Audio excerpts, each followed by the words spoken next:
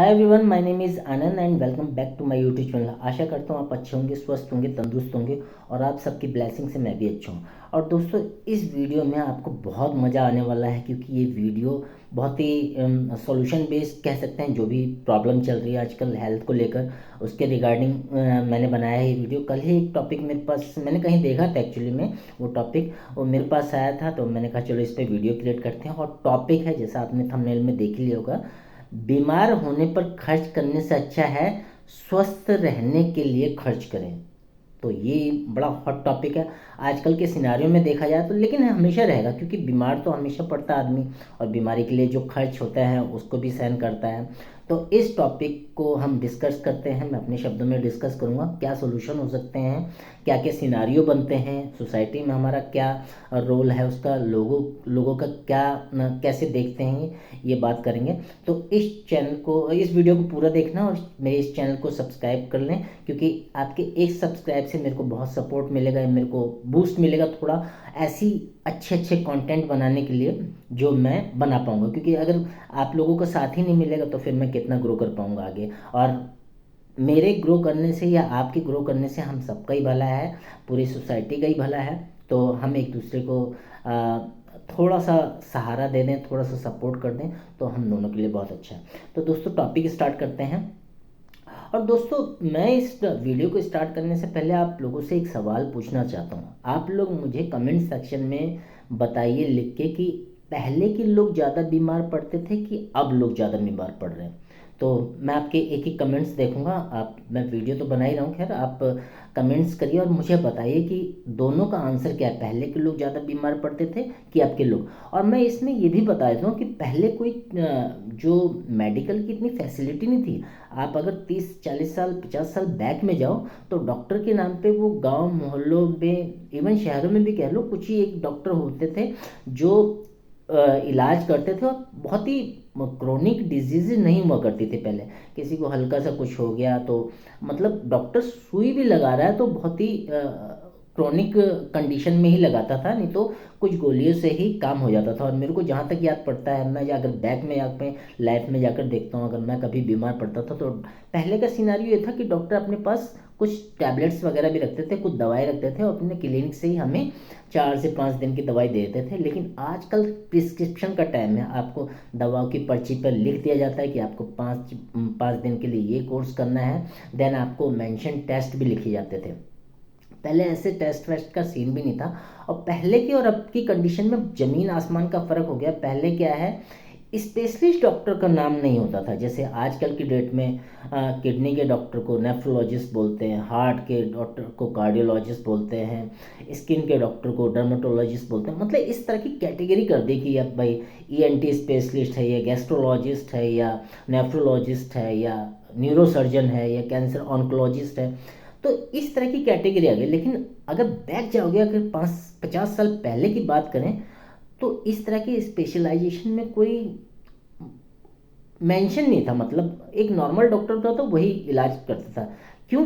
क्योंकि बीमारियां उस लेवल पे नहीं थी। अब इसमें नहीं जाते कि बीमारियां क्यों नहीं थी। आप किसी पुराने पर्सन से पूछोगे, अपने दादा से पूछोगे या नाना जी से पूछोगे, तो वो आपको लगभग लगभग कई कम्युनिटीज़ में ऐसे 5.5 और 6 फुट के दिखेंगे और चेहरे पे एक अलग सा तेज रहता था। और आजकल की यंग जनरेशन को देख लो, उस हिसाब से वो आप कह सकते हैं ना, हमारा डाइट रहा है ना एक्टिविटी लेवल इतना रहा है। पहले के लोग जो गैजेट्स थे वो तो थे नहीं, टीवी वगैरह भी नहीं होता था, तो जो अपने मनोरंजन के साधन थे वो खुद रेडियो वगैरह कर लेते थे, खेल कूद में बिताते थे। तो फिजिकल एक्टिविटी बनी रहती थी। खाने को क्या है, खाने को पूरी तरह शुद्ध खाना मिलता था। आप किसी भी गांव मोहल्ले में जाकर देखेंगे तो, हम आज भी अपने गांव जाते हैं, मैं अपनी बात करूं तो वहाँ थोड़े से तेल मसाले में कोई खाना बना देता था तो बहुत टेस्टी बन जाता था। आप मुझे कमेंट्स करके ये भी बताइए कि आप अपने गांव वगैरह में जाते हैं तो आपको वहाँ का खाना पसंद है कि यहाँ का खाना पसंद है। तो एक तो एक्टिविटी थी, खाना हमें पूरी तरह अच्छा मिला था और टॉक्सिक नहीं थे। जो हमारे इन्वायरमेंट में जो टॉक्सिस है ना, कहते हैं वातावरण दूषित हो गया, उस तरह की बातें नहीं होती थी। आप इमेजिन करके देखिए, आजकल जब भी दिवाली आती है सरकारें बात करने लगती हैं, भाई पटाखे नहीं चलाने, धुआं उठता है, पराली नहीं जलानी, ये होता है आपको प्रदूषण होता है। लेकिन पहले भी तो ये चीज़ होती थी, पहले कोई प्रदूषण नहीं होता था। साथ साथ में जो हमारा लाइफस्टाइल बहुत चेंज होता जा रहा है, हमारे डाइट बहुत चेंज होते जा रहे हैं। लाइफस्टाइल मतलब सारे जॉब सेक्टर में कुछ अपने बिजनेस कर रहे हैं, तो सोने उठने का कोई टाइम ही नहीं है, कोई प्रॉपर नींद नहीं ले रहा। ऑफिस के लिए लगभग लगभग भागते हुए वो खाना खाते हैं, जल्दी से लंच पैक करो भागेंगे। और जब भी हम ऑफिस पहुंचते हैं, एक ऐसे हार्मोन्स हमारे शरीर में काम कर रहे होते हैं कि हमें हमेशा हारी रहता है, तो उसकी वजह से बहुत तकलीफ होती है। देन हमारा मान लेते हैं किसी का लंच टाइम हो गया जॉब के, उसमें अगर कोई पर्सन कोई काम कर रहा है तो कहता है चल इसे कंप्लीट कर लेता हूँ तब खाऊंगा, और वो कंप्लीट करते करते 3 बज गए। अब सोचिए लंच टाइम आपका 1 बजे था, आप 3 बजे खाना खा रहे हो, तो हॉर्मोन्स जो अंदर रिसेप्टर ऑर्गन्स के होते हैं वो तो उसी हिसाब से काम करेंगे, तो वो ना प्रॉपर डाइजेशन होगा, ना पूरी तरह न्यूट्रिशन मिल पाएगा बॉडी को। और इस तरह की प्रॉब्लम आती जा रही है। एक्टिविटी मैंने पहले बता दिया ख़त्म होती जा रही है।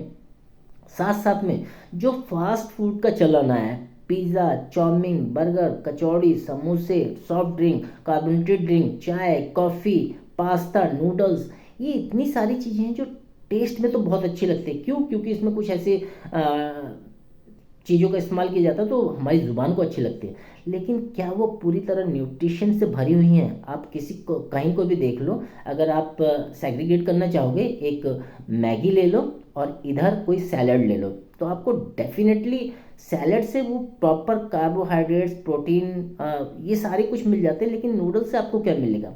तो यंग जनरेशन, इवन हम कहेंगे कि हमारी जो मेरी वाली जनरेशन है, मम्मी पापा हैं, वो भी इस तरह के फूड्स पसंद करते हैं। और खासकर जो वर्किंग कपल हैं, दोनों भाई काम कर रहे हैं, तो खाना बनाने की जिम्मेदारी किसकी है?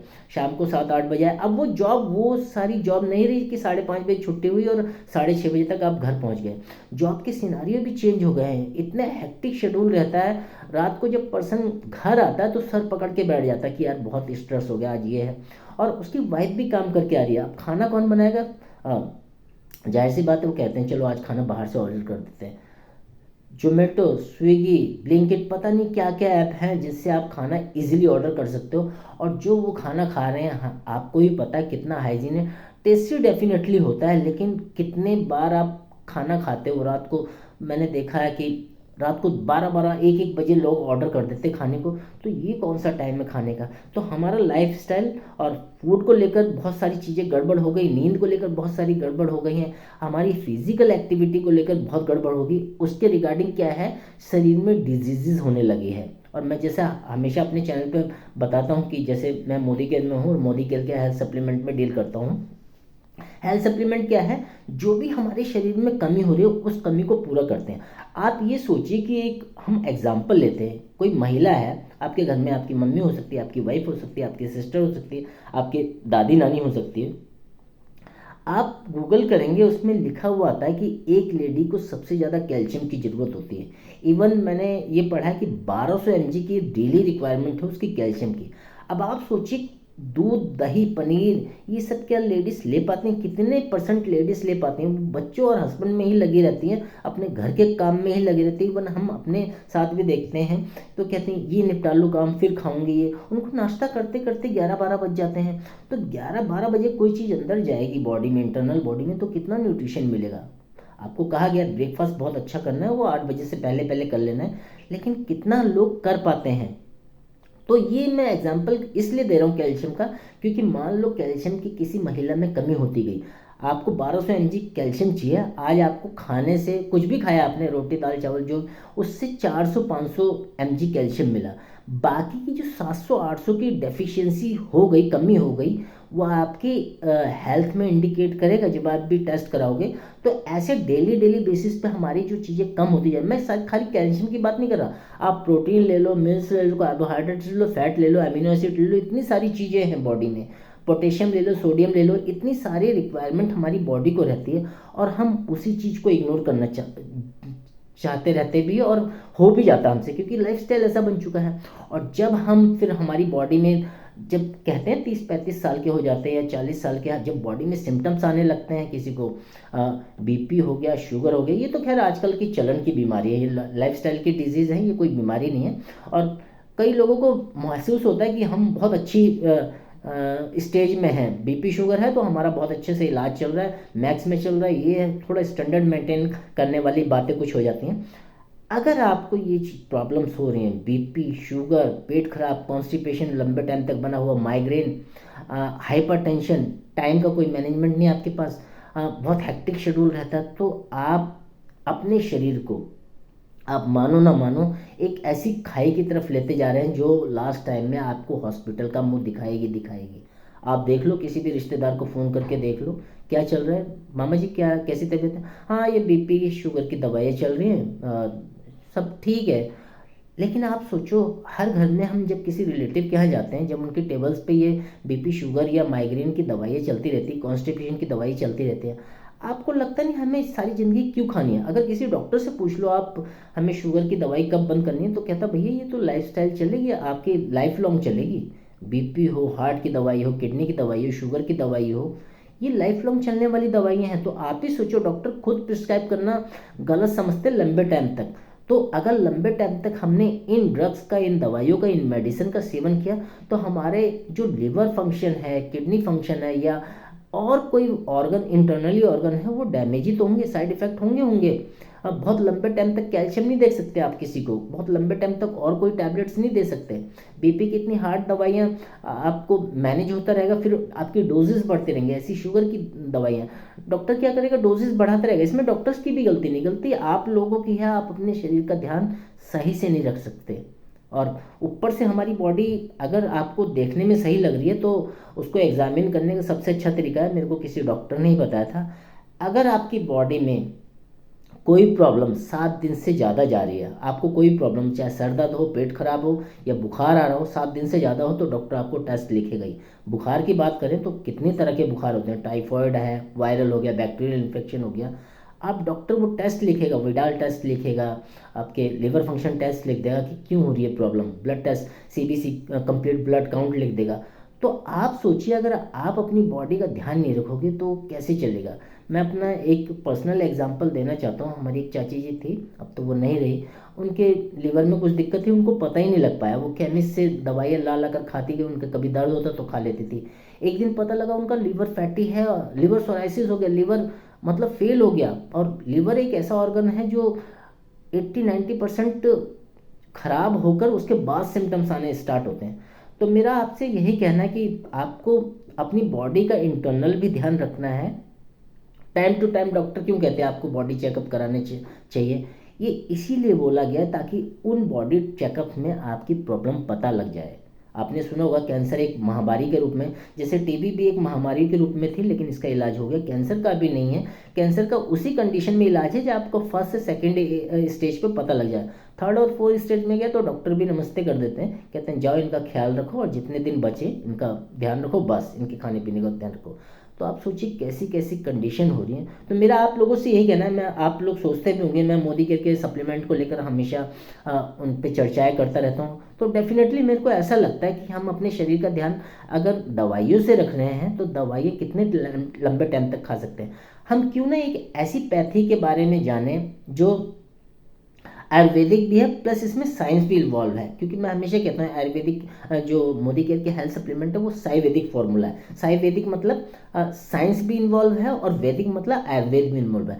तो ये इन दोनों का कॉम्बिनेशन बड़ा डेडली है, मतलब आपको आयुर्वेदिक चीज़ें इसमें इन सारे सप्लीमेंट्स में मिलेगी जो भी हेल्थ सप्लीमेंट है, प्लस इसमें साइंस प्रो लैब के प्रॉपर जांच की हुई है, टेक्नीशियन पूरे डॉक्टर्स की टीम होती है, वो जांच करते हैं और आपकी किचन में जो भी चीज़ें हैं या रोज़मर्रा के इस्तेमाल की जो भी चीज़ें हैं उन हेल्थ सप्लीमेंट पे यूज़ की गई है।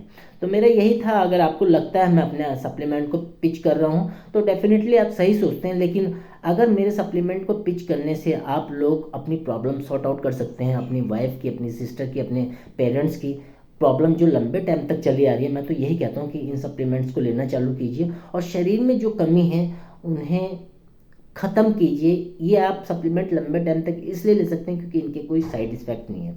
तो आई होप मेरा जो कहने का जो कहना चाहता हूँ कि हम दवाइयाँ तब स्टार्ट क्यों करें जब हम बीमार हो जाए। हम ऐसा नहीं कर सकते, दवाइयाँ कुछ चीज़ें ऐसी खाएं जो स्वस्थ रहने की, हम हमेशा स्वस्थ रहें, बीमार होने की नौबत ही ना है। क्योंकि दोस्तों मैं एक इमोशनली बात कहना चाहता हूँ, आपका परिवार आपसे है और आप ही नहीं रहोगे तो फिर आपका परिवार कैसे, उनका सोचो आपके बाद क्या हालत होगी। देखो मरना तो है ही है सबको, ये तो सत्य है, लेकिन क्यों ना हम अच्छी कंडीशन में ज़िंदगी जी कर मरें। ऐसा नहीं है कोई, आप जाते होगे हॉस्पिटल में देखते होगे 10-10 साल से लोग बेड पे ही पड़े हैं, किसी की मेमोरी लॉस हो गई, कोई दर्द से करा रहा है। मैं तो, मेरे साथ तो ये होता है, मैं एम्स में जाकर देखता हूँ, कुछ दोस्त हैं वहाँ जाकर जाने का मौका मिलता है, तो बहुत इमोशनली टच से मैं ये बात कह रहा हूँ कि ये खाली वीडियो नहीं है, ये मैंने इसीलिए बनाया है कि आप बीमार होने के बाद क्यों दवाई ले रहे हो, उससे पहले हम अगर उस चीज़ को सोल्यूशन निकाल लें तो क्या बुराई है। तो आई होप आपको ये वीडियो पसंद आया होगा। वीडियो को ज़्यादा से ज़्यादा शेयर करना है, क्यों, क्योंकि हो सकता है ये आपके काम का वीडियो ना हो, लेकिन आपके एक रिश्तेदार का, आपके दोस्त का, आपके कोई बहुत घनिष्ठ मित्र का भला हो जाए इससे। क्योंकि ज़रूरत तो सबकी है, हम जो प्रॉब्लम में फंसे हैं उसका सोल्यूशन भी चाहिए, तो मैं प्रॉपर सोल्यूशन इसमें दे रहा हूँ। इस वीडियो में सारी चीज़ें मैंने डिस्कस की।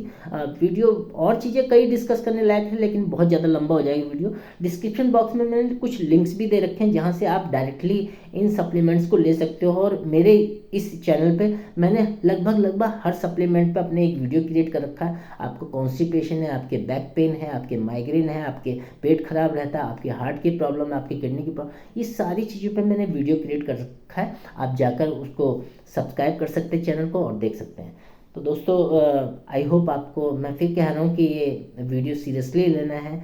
बहुत मैंने अपनी तरफ से पूरी कोशिश की आपको ये चीज़ें समझाने की, आपको खुद डिसाइड करना है। अगर आप मुझसे रिलेट कर पाते हैं तो ये वीडियो ज़्यादा से ज़्यादा फॉरवर्ड करेंगे, शेयर करेंगे, इस वीडियो को लाइक करेंगे और ज़्यादा से ज़्यादा सब्सक्राइब भी करेंगे, क्योंकि मैंने पहले कहा आपके सपोर्ट के बिना तो कुछ भी नहीं है। तो कमेंट्स बॉक्स में ज़रूर लिखना, मैं आपके हर कमेंट्स का जवाब दूंगा।